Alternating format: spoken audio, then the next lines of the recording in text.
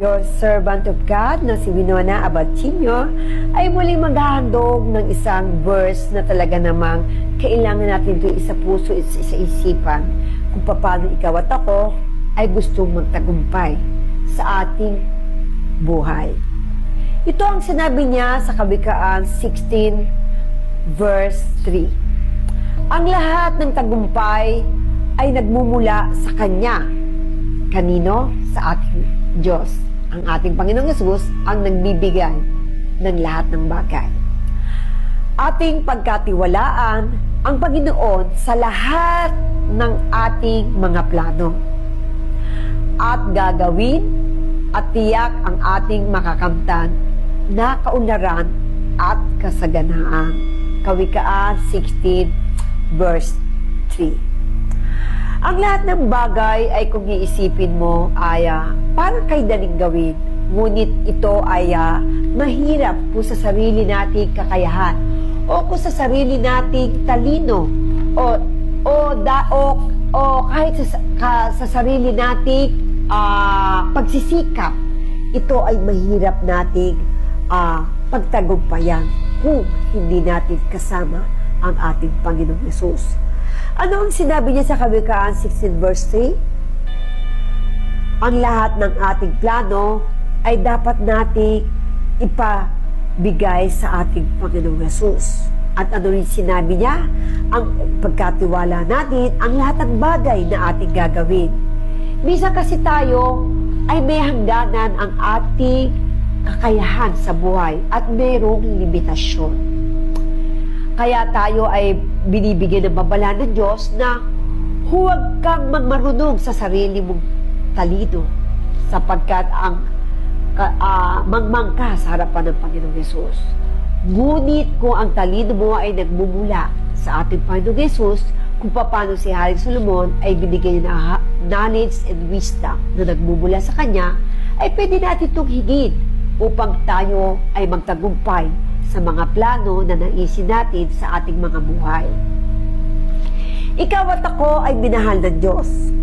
Sinabi niya yan sa John 3:16, For God so loved the whole world that He gave the only begotten Son, for those who believes in Him shall not perish but have everlasting life.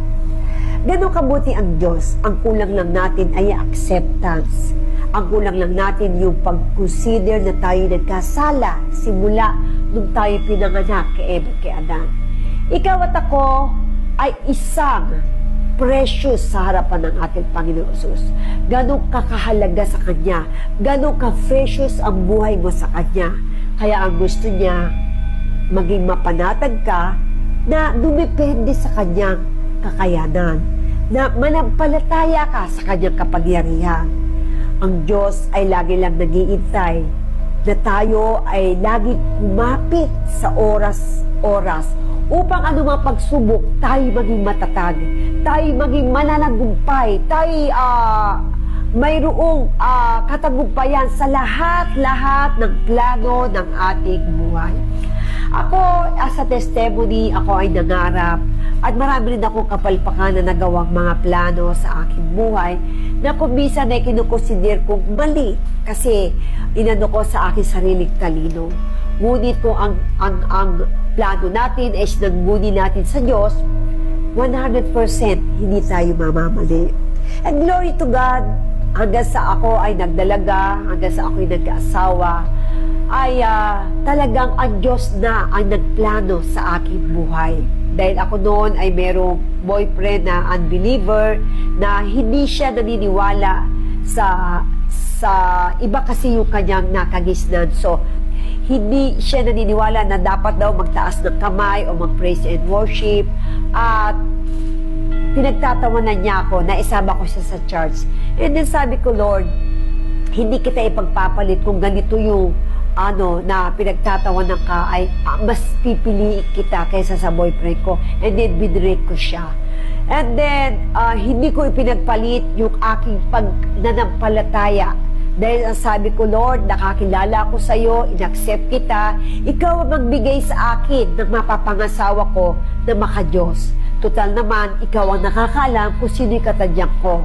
And glory to God, hindi hindi ko pa nakikilala kung sino siya, ngunit pinakilala ng Diyos. Can you imagine that? Matanda ako sa asawa ko na 6 na taon. Nung nagkakilala kami, ako ay 27 years old. Siya naman ay magto-21 that time noon. At siya naman ay nakakilala kay Lord hanggang sa kami ay nagkatuluyan. At ako ay musician ng church namin noon.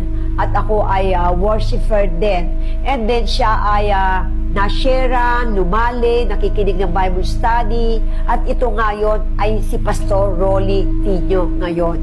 Siya ay nag-aral ng Bible School sa Theology sa Calvary Theology Bible School.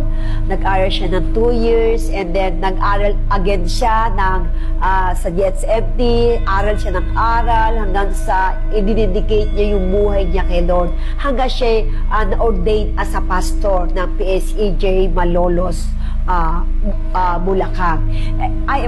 PSEJ Malolos, Bulacan outstreets, and then siya nagpastor muna sa Plaridel, Bulacan. Doon siya unang nagpastor. So, as a pastor wife, ay ako rin ay nag-aral ng Bible School. Nag-aral din ako as a pastora, dahil yun ang dealing ng Diyos. Hahawak kami ng church, hahawak kami ng mga member. So, pinapisi ko nung hindi ko pa siya asawa, ang sabi sa akin, ako daw ay maglilingkod sa Diyos, mag-aalaga ng maraming tupa, at pinili niya ako sa ubasan, at yung aking asawa ay mamahalin ako maging sino man. Maging sino man daw ako. Kasi nga matanda ako ng 6 na taon, pero looking young pa naman din ako. So, ngayon, ako ay magpi-57, sa November 4, birthday ko, 57 na ako. And then yung asawa ko ay turning 51, 6 years lang naman. O, diba? Pero parang mas bata pa rin ako sa kanya. Charota. Mas bata, ayan. Bata siya sa akin. And then, I'm so happy right now. Kami ay meron ng hinahawakang church sa Malolos, chapter PSEJ Santissima Trinidad sa North Highland. And glory to God, binigyan na kami ng mga member ng mga kananayan, kabataan, and then ng kids ministry. Noong ko na-realize na yung plano ng Diyos ay naganap na.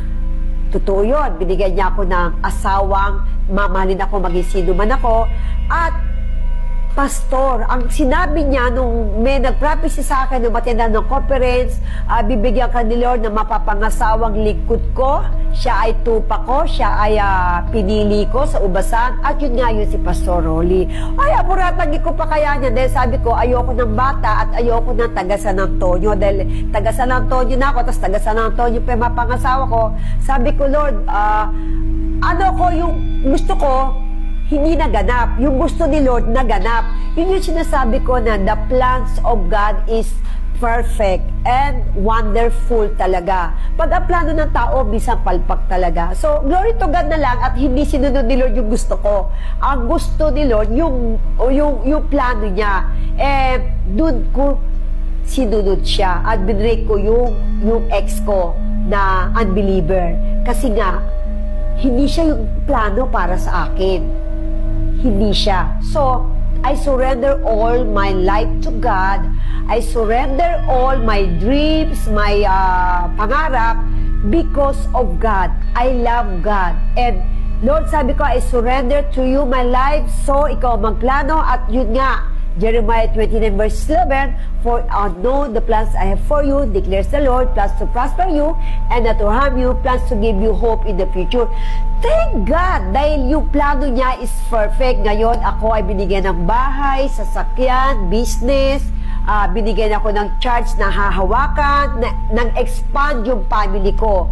Marami na akong minamahal ng mga kananayan, katatayan, kabataan, kids. And I'm so wonderful, happy sa 3 kong anak na ngayon ay binless ni Lord. Yung isa ay nasa Europe na, at yung sa Czech Republic, at yung buso ko, balang araw ay sa Japan maninirahan, and then yung panganay ko ay magiging pastor. So, I'm blessed. Thank you, Lord, for the plans. Perfect talaga.